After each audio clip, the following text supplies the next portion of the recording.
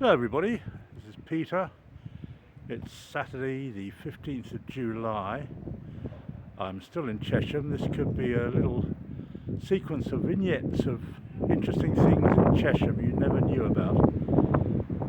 Straight ahead is a mosque, quite a big one, one of the biggest I've ever seen. Where I'm standing is not in a prison because of the gates, it's actually in a cemetery. And here is a gatehouse. It looks like a private residence. And there are a couple of interesting things I want to show you. First of all, a plan of the cemetery, which is not very revealing, full of letters of the alphabet. Beware of deep excavations and potentially unsafe memorials.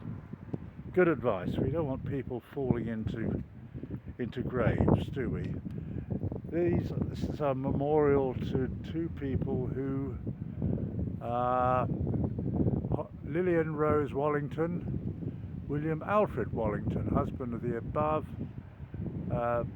They were superintendent of this cemetery, mother of Richard and Yvonne. Rest in peace.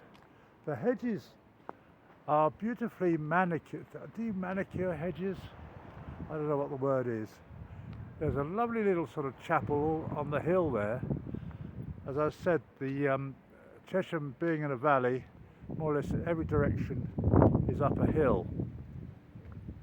We're not going to go up very far from here now.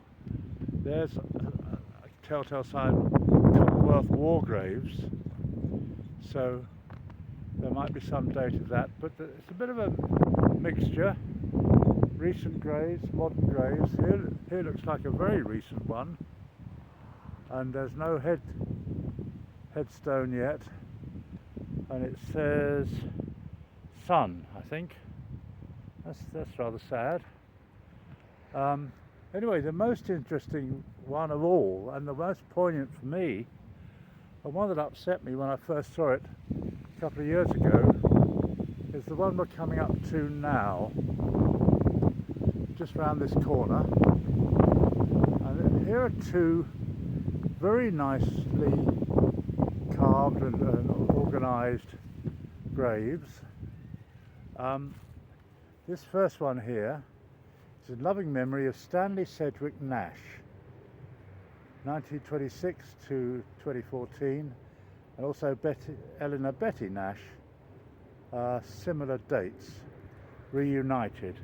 But the most poignant, from my point of view, is obviously Mr. Nash's parents. This grave, and I'll read it out. In loving memory of Horace William Nash, died January 24th, 1967, aged 73. So he was probably born in 1894 or 1893. For many years, superintendent of this cemetery, fair enough. Also buried here, his twin brother, Stanley George Nash, killed in France, November 1916, aged 22. As you can imagine, France in 1916 wasn't a good place to be. Life expectancy was a bit shorter than normal. But most interestingly, both husbands of Amy, and also buried here is Amy Nash, died 1969, aged 75. So two twin men, one died on the Somme or somewhere, and his wife was a widow, and obviously very upset about it, and she married the other twin, which is rather nice really. So that it says reunited, so I can't really imagine what that would be like. I hope all three of them are very happy. Oh, there's an interesting figure. Just have a look at who this is. Looking at the back of this figure.